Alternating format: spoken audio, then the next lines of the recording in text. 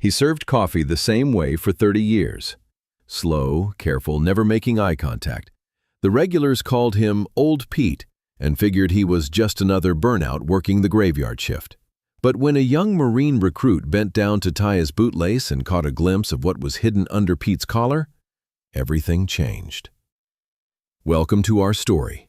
Before we continue this powerful tale of silence, skill, and forgotten legend, tell me in the comments which city you're watching from today.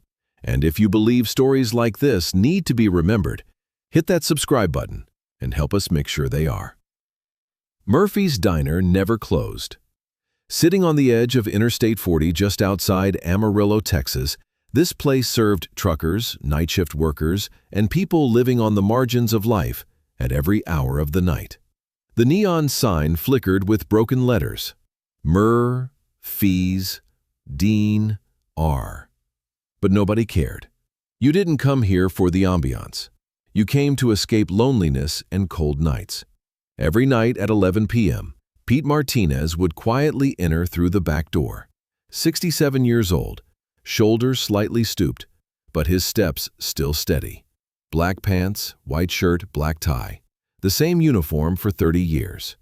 His hair had gone completely white, but his eyes were still sharp, still the eyes that saw everything. First, he'd put on his gloves. It was a cold November night. Outside, the Texas wind was howling and the old neon sign was swaying.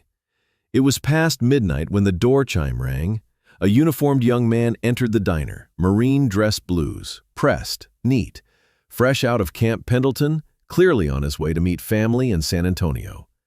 Staff Sergeant Michael Torres, 22 years old, son of an El Paso family, 8 months in the Marine Corps, but he'd already learned to recognize old soldiers by their posture, their eyes, their silence.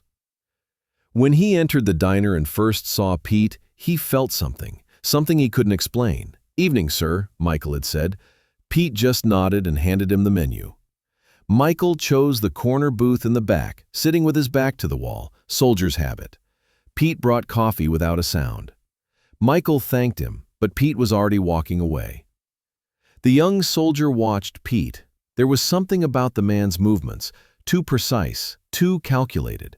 His fingers never trembled when pouring coffee, his balance was perfect when carrying plates, and his eyes were constantly moving, checking the door, scanning the windows, calculating exits. This man isn't just a waiter, Michael thought. Michael had finished his meal. As he was about to ask for the check, he noticed his bootlace had come undone. As he bent down to tie it, Pete was walking right past him. And in that moment, he saw it. Behind Pete's ear, just below the collar line, a faded but still visible tattoo. Michael's heart stopped. This wasn't an eagle, anchor, and rifle tattoo. This was a Recon Marine tattoo, special recon, Vietnam era, secret operations, the kind nobody talked about. Michael recognized this marking because his instructor at Quantico, Gunnery Sergeant Williams, had the same tattoo, and Williams had told him only certain men could get this tattoo, the survivors. Michael slowly straightened up. Pete was walking away, but he had felt Michael's gaze. He stopped, turned, and looked into the young soldier's eyes. In that moment, they both understood. Michael knew what he was looking at. Pete knew what Michael had seen. "Sir," Michael began, but Pete shook his head. "You're a recon, aren't you?" Michael whispered. Pete's eyes narrowed. Then he slowly came over and sat across from him. "A long time ago," Pete said. His voice was cracked, unused. Michael waited. He wouldn't force Pete to talk, but the old man had felt something, the feeling of being recognized. After 30 years, someone had seen who he really was. "Vietnam," Pete said quietly. "1st Recon Battalion, 1968-1971. Michael's breathing changed. This man was one of the legends. Pete continued. Laos border, Cambodia operations, deep reconnaissance, sometimes 6-man teams, sometimes alone, radio silence, 30 days in the jungle, no support. Pete placed his hand on the table. Michael noticed the old scars on his fingertips, jungle rot scars, shrapnel marks. "How many missions?" Michael asked. 47 confirmed, Pete said. "Who knows how many more I don't remember. Michael was stunned. 47 missions? In deep recon, even 10 missions made you a veteran. This man was more than a legend. "Why doesn't anyone know?" Michael asked. Pete turned his coffee cup in his hands. "Because they don't need to know. I did my job, came home, tried to live a normal life." "A normal life?" Michael looked around the diner. "Sir, you're a hero." Pete's face hardened. "Heroes live. I just survived." Michael was about to leave, but he couldn't think of anything except listening to Pete's story. The old man seemed to need to tell someone more, for the first time in 30 years. "November 1970, Pete said, staring into the distance. "Laos border, 6-man team, intelligence mission, identify enemy supply routes. Should have been done in 3 days. Pete paused, brought his coffee cup to his mouth but didn't drink. 3 days became 3 weeks, lost radio contact. Extraction point was compromised, and our team leader died on the first day. Michael waited silently. There was a weight in Pete's eyes from those days. 5 men left, then 4, then 3. When the food ran out, we ate from the jungle. When the water ran out, we drank rainwater. When the ammunition ran out, we improvised." Pete was drawing a map on the table with his finger. 18 days later, 30 miles deep in enemy territory, 2 men left. Johnson, kid from Detroit, 19 years old. When he took shrapnel, he couldn't walk. Extraction point was 15 miles away. Michael sensed what was coming. I couldn't leave Johnson behind, but he couldn't walk, so. Pete stopped, took a deep breath. So, I carried him on my back. 15 miles. 3 days, 3 nights, hiding from enemy patrols, making river crossings. "Did you make it?" Michael whispered. Pete smiled, but it was a painful smile. "Johnson's alive. He's got 4 kids in Detroit, owns an auto shop. We still talk at Christmas." Michael shook his head in amazement. "Sir, this is incredible." "It was the job," Pete said simply. "You don't leave anyone behind." The conversation was going deeper. Michael asked Pete why he worked here, why he never told anyone about his past. "I came back in 1975, Pete said. "Different world. People didn't want Vietnam veterans. They spat on us, called us baby killers.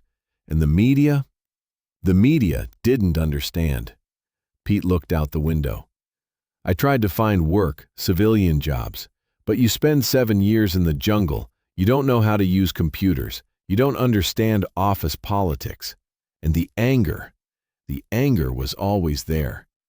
Michael looked thoughtful. "But sir, your experience, leadership, tactics, survival skills." "Nobody cared," Pete said. "They wanted to forget the war. And I wanted to forget too." Pete pulled an old photo from his pocket. 6 young soldiers in the jungle, weapons on their shoulders. Young, but with old eyes. "This is my squad. Jimmy Kowalski, Chicago. He's got a family now, lives with Maria. Rodriguez, Los Angeles, contractor. Williams, teacher in Maryland. You know about Johnson." "And you?" Michael asked. I decided to become a ghost. Normal citizen, nobody special. Just a man who serves coffee." "But sir, this is a waste. You're an incredible soldier. You could teach, be a mentor." Pete shook his head. "Michael, listen to me carefully. Being a real warrior isn't flashy. It's not writing books, going on TV, being a hero. A real warrior does his job quietly and disappears." They talked for the rest of the night. Michael told Pete about the modern Marine Corps, training methods, new equipment. Pete listened, occasionally nodding, making comparisons from his experience. Around 6 a.m., it was time for Michael to leave. When he tried to pay his bill, Pete refused. "Family discount," Pete said. Michael stopped. "Family?" "Once a Marine, always a Marine," Pete said. "And you're the first person in 30 years to see who I am." Michael was moved. "Sir, permission to ask?" "Go ahead." Do you have any regrets? Pete thought for a long time. I don't regret my service. I don't regret saving my brothers. But I regret disappearing. Maybe I could have helped the new generation. Maybe I could have shared my knowledge. Michael pulled out his phone. Sir, I want to show you something. He showed Pete modern Marine training videos, veteran stories shared on social media, young Marines showing respect to old veterans. Sir, times have changed. People respect veterans now. They need your stories. Pete looked at the screen, saw the young soldiers in the videos. Something lit up in his eyes. Hope. Maybe, he said slowly. Maybe it's time. The next week, Michael returned to the diner. This time, he wasn't alone. He had two Marine buddies with him. Pete hesitated when he saw them, but Michael approached with a smile. Sir, may I introduce you to my friends, just as Pete? Pete nodded. Michael introduced his friends to Pete just as an experienced veteran. He didn't go into details, respecting Pete's privacy. After this visit, something began to change. Every week, different young Marines started coming to the diner, just for coffee. They didn't talk much with Pete, but they respected his presence. They called him Sir, politely gave their orders, left tips. Pete was uncomfortable at first, but gradually got used to it. In these young men, he saw the soldiers from his own squad, the same dedication, the same honor, the same willingness to serve. One night, a young Marine, Private Rodriguez, approached Pete. Sir, he said nervously, I'm deploying to Afghanistan next month. First deployment. Any advice?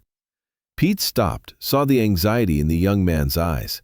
He remembered his own feelings during his first deployment. Listen to your NCOs, Pete said quietly. Trust your training, and most importantly, watch out for your brothers. They'll watch out for you. Private Rodriguez nodded. Thank you, sir. That night, Pete felt different walking home. For the first time in years, he felt useful. As months passed, Murphy's Diner informally became a gathering place for Marines. Word spread by mouth, but carefully. Nobody shared Pete's full story, but the message of respect was clear. Pete gradually changed. Still quiet, still professional, but now he had occasional conversations with the young Marines. He answered training questions, shared life advice, sometimes told old war stories, but carefully, to teach lessons. One night, Pete told Michael, You know, I think I've changed the Marines, but the Marines have also changed me, in a good way. Michael smiled. Sir, respectfully, you didn't change. You just stopped hiding. Pete thought about this. Maybe Michael was right. Maybe he had always been the same Marine. He just wasn't letting the world see him. A year later, Michael brought Pete big news. A curator from the National Vietnam War Museum wanted to come to the diner. They were doing an oral history project for their Vietnam War exhibit, wanting to preserve Pete's story. Pete initially refused. I'm not a hero. I don't have medals. My rank wasn't high. Sir, Michael said earnestly, being a hero isn't about rank. It's not about medals. Being a hero is about doing the right thing. And you did the right thing 47 times. And then for 30 more years, quietly, humbly. Pete thought for a long time. If I accept, I have a condition. The story isn't just mine. It's my squad's story, Jimmy's story, Rodriguez's story, Johnson's story, all of them. Of course, sir. Today, if you walk into Murphy's Diner, you can still see Pete, still serving coffee, still humble, still quiet. But now young Marines sit in the corners quietly listening to him. Sometimes he shares old photos. Sometimes he gives tactical advice. Most of the time, he just sets an example of what it means to be a warrior.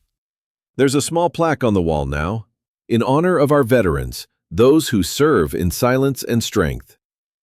Pete still doesn't think he's a hero, but every night when a young Marine calls him sir, shows him respect, asks for advice, he knows his legacy continues. The story is this: real heroes don't need recognition. They need to set an example. And sometimes recognition finds them exactly when the world needs it. So now I ask you, Have you ever met someone like Pete? Someone who served quietly, never bragged, but whose legacy lives on? Share their name in the comments. Tell their story, because we believe that silent heroes deserve to be remembered. If you like this story, subscribe and share. Help us make sure men like Pete are never forgotten. And next time you see a quiet old man in a diner, a bar, or anywhere else, look closer. You might be in the presence of a legend.